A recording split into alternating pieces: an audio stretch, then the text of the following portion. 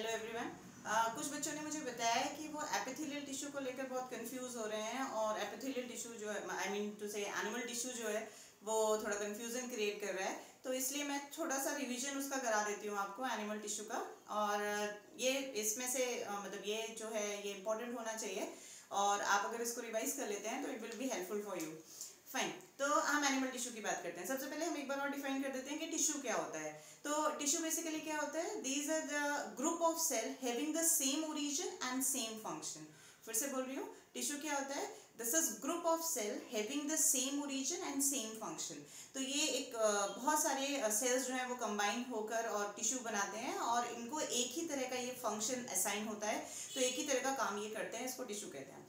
तो पहले आपकी बुक में दिया हुआ है प्लांट टिश्यू और फिर दिया हुआ है एनिमल टिश्यू। तो प्लांट टिश्यू में जो दिया हुआ है उसको बेसिकली दो में डिवाइड किया गया है, एक वो जो डिवाइड कर सकते हैं और एक वो जो डिवाइड नहीं कर सकते हैं। तो जो डिवाइड नहीं कर सकते हैं, जो डिवाइड कर सकते हैं उसमें आपका आता है मेरिस्टेमेटिक टिश्यू।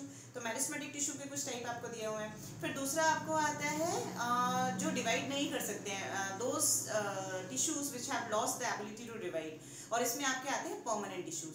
तो परमानेंट टिश्यूज जो है उसमें आपके दो तरह के टिश्यू आते हैं, एक आता है सिंपल परमानेंट टिश्यू और एक आता है आपका कॉम्प्लेक्स परमानेंट टिश्यू। तो क्वेश्चन आता है कि सिंपल परमानेंट टिश्यू क्या होता है। Simple permanent tissues are those tissues which are made up of only one type of cell. ठीक है बेटा, फिर से बता रही हूँ, सिंपल परमानेंट टिश्यूज वो होते हैं जो एक ही तरह के सेल से बने होते हैं, ठीक है। और कॉम्प्लेक्स परमानेंट टिश्यूज क्या होते हैं, जो अलग अलग तरह के सेल से मिलकर बनते हैं, उनको हम बोलते हैं कॉम्प्लेक्स परमानेंट टिश्यू। तो सिंपल परमानेंट टिश्यू में आपका कौन कौन सा आता है, सिंपल परमानेंट टिश्यू में आपके तीन आते हैं। एक आता है पैरेन्काइमा, ठीक है, दूसरा आपका आता है पैरेन्काइमा के बाद दूसरा कौन सा आता है आपका कॉलेनकाइमा, और तीसरा कौन सा आता है आपका स्क्लेरेन्काइमा। इसको एक टेबुलर फॉर्म में आप इसके डिफरेंसेस को याद कर लीजिए, इंपॉर्टेंट है और आता है एग्जाम में कई बार। इसमें से एक क्वेश्चन बहुत कॉमन आता है कि इन तीनों में से डेड टिश्यू कौन सा है। तो डेड टिश्यू कौन सा है, इसमें से डेड टिश्यू जो है वो स्क्लेरेन्काइमा है। कौन सा डेड टिश्यू है, स्क्लेरेन्काइमा। और एक और खास बात, जितना भी आपका डेड टिश्यू या हार्ड स्ट्रक्चर होता है ना, जैसे सुपारी होती है, वॉलनट्स होते हैं, ये सारी कवरिंग, जैसे अमरूद के बीज होते हैं, तो गौवा के जो सीड्स होते हैं वो किससे बने होते हैं, स्क्लेरेन्काइमा के बने होते हैं। इवन आपका जो नारियल होता है, नारियल का जो ऊपर वाला हस्क होता है, जो फाइबर होता है ना, वो जो हार्ड शेल होता है और फाइबर होता है, वो किससे बना होता है, स्क्लेरेन्काइमा से बना होता है। तो ये आपको ध्यान रखना है। फिर नेक्स्ट आपका आता है कॉम्प्लेक्स परमानेंट टिश्यू कौन सा है। तो कॉम्प्लेक्स परमानेंट टिश्यू कौन सा है, जाइलम एंड फ्लोएम। तो कौन किसका कंडक्शन करता है, ये दोनों कंडक्शन वाले हैं, ठीक है।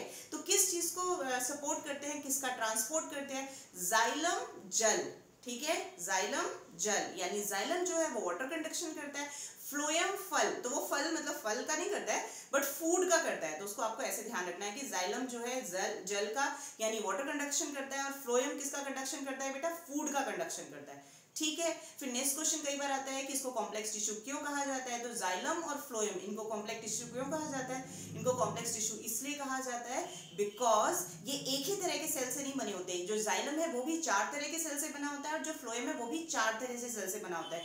तो आपको इनके नाम याद करने हैं कि जाइलम किस किस से बना होता है। तो जाइलम किससे बना होता है, जाइलम बना होता है जाइलम ट्रैकीड्स पहला, दूसरा है जाइलम वेसल, ठीक है, तीसरा इसमें आता है जाइलम पैरेन्काइमा, और चौथा इसमें आता है जाइलम फाइबर्स। तो इन चार चीजों से आपको कंपोनेंट्स जाइलम के याद करने हैं, ठीक है बच्चे। तो जाइलम क्या करता है, वाटर कंडक्शन करता है, और किस किस से बना होता है, तो जाइलम ट्रैकीड्स, जाइलम वेसल्स, ये दो मेन इंपॉर्टेंट है। इसके बाद दो सपोर्टिव है जिसमें आता है जाइलम पैरेन्काइमा और जाइलम फाइबर्स, ओके। देन आपका आता है फ्लोएम। फ्लोएम क्या करता है, फूड का कंडक्शन करता है, क्या करता है, फूड का कंडक्शन करता है, ओके। और फूड का कंडक्शन करता है और साथ में इसके कंपोनेंट क्या क्या है, किससे बना होता है। तो जो आपका फ्लोएम है वो बना होता है सीव ट्यूब से, कंपेनियन सेल से, ठीक है। तो दो हो गए, एक हो गया सीव ट्यूब, दूसरा हो गया कंपेनियन सेल, तीसरा वही वाली कहानी phloem parenchyma and phloem fibres, okay बेटा। तो इतना आप जो है प्लांट टिश्यू में पढ़ लेना। एनिमल टिश्यू में अगर हम बात करें तो एनिमल टिश्यू में आपके चार तरह के टिश्यूज हैं, epithelial tissue, connective tissue, muscular tissue and neurons, यानी कि न्यूरल टिश्यू। तो सबसे पहले हम बात करते हैं एपिथेलियल। एपिथेलियल का मतलब क्या होता है, जो आउटर मोस्ट कवरिंग होती है, ठीक है। तो जो सबसे आउटर मोस्ट कवरिंग होती है हमारी बॉडी की और हमारे ऑर्गन की, सबसे आउटर मोस्ट कवरिंग जिससे वो जिस टिश्यू से वो बना होता है वो कौन सा है, एपिथेलियल। हर ऑर्गन की बाहर की लाइनिंग और अंदर की लाइनिंग किससे बनी हुई है, एपिथेलियल टिश्यू से बनी हुई है, ठीक है। अब एपिथेलियल टिश्यू कितने तरह के होते हैं, तो होता है squamous, cuboidal, columnar and stratified, okay. So सबसे पहले इसमें आता है स्क्वामस, फिर क्यूबॉइडल, फिर कॉलमनर, फिर स्ट्रेटिफाइड। ओके बेटा, अब इसमें आता है कि आपको ये डायग्राम्स बुक में दिए हुए हैं। सबसे इंपॉर्टेंट चीज क्या है कि इसका स्ट्रक्चर कैसा है और ये कहाँ पाया जाता है, एग्जाम्पल जरूर याद करना। ओके, सबसे पहले आता है स्क्वामस। स्क्वामस जो है ये सिंगल एपिथेलियल टिश्यू से बना होता है, मतलब single layer of epithelial tissue. तो इतनी पतली लेयर जो है उसकी जरूरत कहाँ पे पड़ेगी, तो उसकी जरूरत पड़ेगी जहां भी आपको किसी चीज को डिफ्यूज करना होगा या जहां भी आपको किसी चीज को छानना होगा, फिल्टर करना होगा। तो ऐसा कहाँ पर होता है, लंग्स में होता है। आपकी जो एल्वियोलाई होती है ना, वहां पर ऑक्सीजन और कार्बन डाइऑक्साइड का डिफ्यूजन होता है। ठीक है, तो वहां पर क्या प्रेजेंट होता है, स्क्वामस एपिथेलियम। फिर आता है आपका नेफ्रॉन्स। ठीक है, किडनी में जहां पर फिल्ट्रेशन होता है वहां पर भी क्या प्रेजेंट होता है, आपका स्क्वामस एपिथेलियम प्रेजेंट होता है। फिर नेक्स्ट आपका आता है क्यूबॉइडल। क्यूबॉइडल की अगर हम बात करें तो ये ऐसे सेल्स होते हैं जो चारों तरफ से इनका साइज जो है वो बराबर होता है, that's why they are called as cuboidal. Cube की तरह दिखते हैं। कहां पर पाए जाते हैं, तो आपकी जो डक्ट्स होती है किसी भी ग्लैंड की, एक्सोक्राइन ग्लैंड की जो डक्ट होती है, ठीक है, तो डक्ट्स की जो लाइनिंग है वो किससे बनी होती है, क्यूबॉइडल से। तो सलाइवरी डक्ट हो गए, आपके गैस्ट्रिक डक्ट्स हो गई। फिर आपका किडनी की जो लाइनिंग है वो भी किससे बनी होती है, क्यूबॉइडल से बनी होती है। फिर आता है कॉलमनर। कॉलमनर का मतलब क्या होता है, जो लंबे होते हैं, रेक्टेंगुलर शेप के होते हैं। ठीक है, कॉलम की तरह दिखते हैं, पिलर्स की तरह दिखता है। तो ये लंबे होते हैं, यानी कि इनकी जो विड्थ है वो कम होती है और इनकी जो लंबाई है यानी लेंथ जो होती है वो ज्यादा होती है, that's why they are called as columnar. ठीक है बेटा, तो कॉलमनर जो है वो कहां पर होता है, आपका जो ट्रैकिया होता है ना, विंड पाइप, उस विंड पाइप में जो सीलिया प्रेजेंट होता है, तो सीलियरी एपिथेलियम जो होती है वो किसकी बनी होती है, कॉलमनर की बनी होती है। ठीक है, तो यहाँ पर कॉलमनर होता है जिसमें सीलिया होता है। इसी तरह से तुम्हारी जो इंटेस्टाइन होती है ना, स्मॉल इंटेस्टाइन जहाँ पे हम फूड एब्जॉर्ब करते हैं, वो भी किससे बनी हुई है, आपकी कॉलमनर एपिथेलियम से। तो वहां पर वो एब्जॉर्प्शन के लिए मॉडिफाइड है और ट्रैकिया में इसमें सीलिया प्रेजेंट है। फिर आपका आता है स्ट्रेटिफाइड। स्ट्रेटिफाइड का मतलब क्या होता है, जिसमें बहुत सारी लेयर्स होती है, स्ट्रेटा। ठीक है, तो एपिथेलियल लाइनिंग की बहुत सारी लेयर्स। तो ऐसा कहां पे जरूरत पड़ेगा, जहां पर मैकेनिकल सपोर्ट की जरूरत पड़ेगी या फिर जहां पर ज्यादा हो सकता है कि यहाँ पर फ्रिक्शन हो जाए। तो आपकी जो स्किन है वो किसकी बनी होती है, स्ट्रेटिफाइड एपिथेलियम की। Clear? Then the next one is connective tissue. Connective tissue जो है इसमें आपके आते हैं डिफरेंट टाइप्स के जो टिश्यूज आते हैं, उसमें सबसे कॉमन है बोन, कार्टिलेज, ब्लड, एरियोलर और एडिपोस। ठीक है, तो बोन आपको पता है, आपका पूरा स्केलेटन जो बना हुआ है वो किससे बना हुआ है, कनेक्टिव टिश्यू से बना हुआ है। कनेक्टिव टिश्यू हमेशा दो के बीच में प्रेजेंट होता है, मतलब एपिथेलियल के बीच में और मस्कुलर। तो मस्कुलर और एपिथेलियल के बीच में जो प्रेजेंट होगा वो कनेक्टिव टिश्यू होगा, that's why it is called as connective tissue. ठीक है, फिर आता है bone.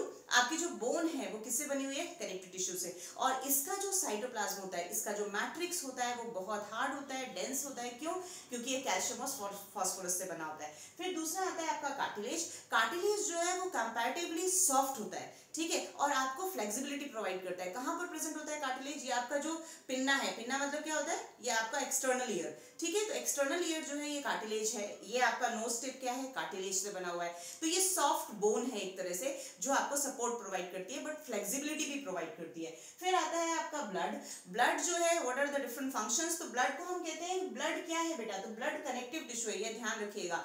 Blood is a fluid connective tissue. तो ब्लड क्या है, कनेक्टिव टिश्यू है। ब्लड का काम क्या है, तो ब्लड में आपके मेन क्या क्या प्रेजेंट होते हैं, ब्लड में आपके प्रेजेंट होते हैं सेल्स, जैसे कि होते हैं आपके आरबीसीज, डब्ल्यूबीसीज, प्लास्टिड्स, ठीक है, और ब्लड प्लाज्मा। तो ये जो है इन सब चीजों से ब्लड बना होता है। ब्लड का मेन काम क्या है, हर चीज को ट्रांसपोर्ट करना, जैसे न्यूट्रिशन को ट्रांसपोर्ट करना, एक्सक्रीटरी मटेरियल को ट्रांसपोर्ट करना, गैसेस को ट्रांसपोर्ट करना, ये ब्लड के फंक्शन है। इसके अलावा सबसे इंपॉर्टेंट काम जो है वो है, इसमें डब्ल्यूबीसीज होते हैं। डब्ल्यूबीसीज क्या करते हैं, आपको डिफेंस प्रोवाइड करते हैं। ठीक है, फिर एरियोलर टिश्यू आता है। जो आपका एरियोलर टिश्यू है, इसके बारे में थोड़ा सा आपको दिया हुआ है बुक में कि एरियोलर कनेक्टिव टिश्यू जो है ये मिलता है आपके स्किन और मसल्स के बीच में। ठीक है, तो स्किन एंड मसल्स के बीच में मिलता है और ये सपोर्ट प्रोवाइड करता है। फिर आपका आता है एडिपोस टिश्यू। एडिपोस टिश्यू जो है ये फैट को डिपॉजिट करता है। तो एडिपोस टिश्यू जो है, this is reservoir of fat. ठीक है, तो जहां जहां से आप मोटे हो जाते हैं वहां पर बहुत सारा क्या प्रेजेंट है, एडिपोस टिश्यू। तो एडिपोस टिश्यू क्या करता है, उसमें फैट को स्टोर करता है। तो एडिपोस टिश्यू का मेन काम क्या है, फैट को स्टोर करना। Is it okay, fine. इसमें एक और चीज आपको कभी कभी आ जाती है कि बोन को जो बोन से कनेक्ट करता है उस टिश्यू को क्या कहते हैं, और एक आपको आता है बोन को जो मसल से कनेक्ट करता है उसको क्या कहते हैं। तो यहां पर जो मेन कंफ्यूजन होती है, यहाँ पर जो मेन कंफ्यूजन होती है इसमें दो वर्ड्स हैं, एक है टेंडन और एक है लिगामेंट, ठीक है। तो इसमें से एक जो है वो बोन को बोन से कनेक्ट करता है और एक जो है वो बोन को मसल से कनेक्ट करता है। तो अगर आप कंफ्यूज हो जाते हैं कि कौन किससे कनेक्ट करता है, तो इसमें आपका आएगा बोन को बोन से कनेक्ट करने वाला, ठीक है। तो बोन को बोन से कौन कनेक्ट करता है, तो एक आपको शब्द याद करना है MTV और एक याद करना है BBL। तो ये आप बड़ी आसानी से याद कर सकते हैं, ठीक है। BBL याद हो जाएगा, आई थिंक IPL है ना। तो BBL जो है बोन को बोन से कनेक्ट करता है लिगामेंट, बोन को बोन से कौन कनेक्ट करता है, लिगामेंट, और मसल्स को बोन से, यहाँ पे MTV का यहाँ पे B लिखेंगे आप, ठीक है। तो मसल को बोन से कौन कनेक्ट करता है, टेंडन, मसल को बोन से कौन कनेक्ट करता है, टेंडन। तो ये दो शब्द आप याद कर लीजिए तो आपको कंफ्यूजन दूर हो जाएगा। BBL का मतलब क्या है, बोन को बोन से कनेक्ट करने वाला लिगामेंट और मसल को बोन से कनेक्ट करने वाला टेंडन, ठीक है। तो ये आपको आ सकता है, ये इंपॉर्टेंट है कि टेंडन किसको कनेक्ट करता है और दूसरा आपको आ सकता है कि लिगामेंट किसको कनेक्ट करता है। ओके, देन नेक्स्ट आपके आते हैं मस्कुलर टिश्यू। मस्कुलर टिश्यू में आपके 3 टाइप के मसल्स हैं, इनके नाम जरूर याद कर लेना कि किसको क्या बोलता है, ठीक है। तो एक आता है स्ट्राइटेड, एक आता है अनस्ट्राइटेड और तीसरा आपका आता है इसमें कार्डियक मसल्स। जो स्ट्राइटेड मसल्स हैं, ठीक है, उन्हीं को हम कहते हैं वॉलेंट्री मसल्स, ठीक है। स्ट्राइटेड को अपन क्या कहते हैं, वॉलेंट्री, और अनस्ट्राइटेड को हम क्या कहते हैं, इनवॉलेंट्री मसल्स, और कार्डियक मसल्स जो हार्ट में पाई जाती हैं, ठीक है। आप इन तीनों के डिफरेंस याद करेंगे। नाम फिर से बता रही हूँ आपको मैं। स्ट्राइटेड मसल्स को स्ट्राइटेड मसल्स क्यों कहते हैं, क्योंकि इसमें स्ट्राइशन दिखती हैं, ठीक है। एक प्रोटीन होता है मायोसिन, एक्टिन, इनकी स्ट्राइशंस दिखती हैं and that's why they are called as striated muscles, ठीक है। तो स्ट्राइटेड मसल्स जो होती है उनमें स्ट्राइशंस होती हैं और ये किस तरह की मसल्स हैं, वॉलेंट्री मसल्स है। वॉलेंट्री मसल्स का मतलब ये है जो स्केलेटन से जुड़ी होती है, क्योंकि आप अपने स्केलेटन को अपने अकॉर्डिंग मूव कर सकते हैं, तो इनको हम क्या कहते हैं, स्ट्राइटेड मसल्स कहते हैं। फिर आपको जो दूसरी मसल्स आती हैं उसमें आपका आता है अनस्ट्राइटेड मसल्स। अच्छा, ये भी आपको याद करना है कि स्ट्राइटेड मसल्स ब्रांच्ड होती है कि अनब्रांच्ड होती है। तो जो स्ट्राइटेड मसल्स होती हैं वो अनब्रांच्ड होती है, जबकि अनस्ट्राइटेड मसल्स जो होती हैं वो ब्रांच्ड होती है। लेकिन अनस्ट्राइटेड मसल्स कैसी होती हैं, इनवॉलेंट्री होती है। फिर से बताऊं, अनस्ट्राइटेड मसल्स कैसी होती है, इनवॉलेंट्री होती है, मतलब कि इनको आप अपने विल के अकॉर्डिंग कंट्रोल नहीं कर सकते, मूव नहीं कर सकते, और इन दोनों का मिक्सचर होता है कौन सा, कार्डियक मसल्स, ठीक है। तो ये तीनों का आप एक डायग्राम बनाकर तीनों के डिफरेंसेस अच्छे से कर लोगे। फिर आपका लास्ट में आता है neuron. This is very important from tissue, आपको ये डायग्राम पक्का आएगा एग्जाम में, आता ही है, हमेशा आता है। 3 डायग्राम आप मान लीजिए हमेशा आते हैं, एक प्लांट सेल, एनिमल सेल और तीसरा न्यूरॉन का डायग्राम। तो न्यूरॉन का डायग्राम आप तैयार करेंगे, बहुत ईजी है न्यूरॉन का डायग्राम। न्यूरॉन कौन सा है, नर्वस टिश्यू है ना, ठीक है। तो न्यूरॉन के डायग्राम में कुछ भी नहीं है, बस आपको 3-4 मेन चीजें याद करनी है। इसमें एक्सॉन्स होते हैं, डेंड्राइट्स होती हैं। So you can write like this. Neuron का डायग्राम आप जरूर तैयार कर लेना, और उसमें सिर्फ 4-5 लेबलिंग है तो वो बहुत डिफिकल्ट भी नहीं पड़ेगा आपको, तो आप उसको याद कर सकते हो। तो इसमें आप you can write like this. Neuron कौन सा टिश्यू है, ये आपका नर्वस टिश्यू है, जो आपके नर्वस सिस्टम को, पूरा नर्वस सिस्टम जो है वो इसके अकॉर्डिंग ही वर्क करता है, ठीक है। और न्यूरॉन्स, एक और खास बात है कि न्यूरॉन्स आपकी बॉडी के सबसे लॉन्गेस्ट सेल्स हैं, ठीक है। तो न्यूरॉन जो है वो आपकी बॉडी के सबसे लॉन्गेस्ट सेल्स हैं और ये नर्वस कंडक्शन करते हैं इस तरह से। इसमें जो बाहर की तरफ हम बनाते हैं दिस, ओके, ये हो गया, और ये सेल है तो इसमें डेफिनेटली जो है क्या होगा, न्यूक्लियस होगा, बिना न्यूक्लियस के होगा नहीं। और देन ये हो गया आपका, okay. So this is called as, इसको हम कहते हैं डेंड्राइट, ठीक है। यहां से मैसेज जो है ये इनपुट है, मैसेज अंदर आता है, और ये जो है this is called as axon and this is the cytoplasm. जैसे सब में होता है वैसे इसमें भी साइटोप्लाज्म होगा, और ये क्या है, ये न्यूक्लियस है, ठीक है। यहां पर ये आप याद कर सकते हो, यहाँ पर नीजल्स ग्रैन्यूल होते हैं, और ये वाला जो है इसको हम नर्व एंडिंग बोलते हैं, ठीक है। ये जो कवरिंग है इसको हम बोलते हैं माइलिन सीथ। क्या कहते हैं, माइलिन सीथ। और जहां पर माइलिन सीथ नहीं होती है, ये वाला जो एरिया होता है, जो खाली एरिया होता है बीच में, जहां पर माइलिन सीथ नहीं होती है, उसको हम कहते हैं nodes of रानवियर।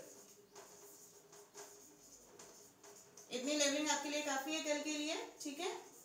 and this is called as myelin sheath. Okay, so ये आपका हो गया डेंड्राइट. देन ये जो है ये आपका sometimes this is also called as cyton, इसको साइटोन भी कहते हैं, सेल बॉडी.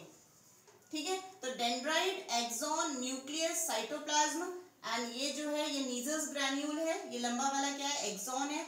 और ये जो कवरिंग है, this covering is called as myelin sheath. और जहां पर ये कवरिंग नहीं होती है उसको हम क्या बोलते हैं, नोड्स ऑफ रणवियर. ठीक है, और ये नर्व एंडिंग है. तो इतना आप कम से कम न्यूरॉन का जो डायग्राम है वो आप तैयार कर लीजिएगा. This is very important. चलो, okay, best of luck, thank you.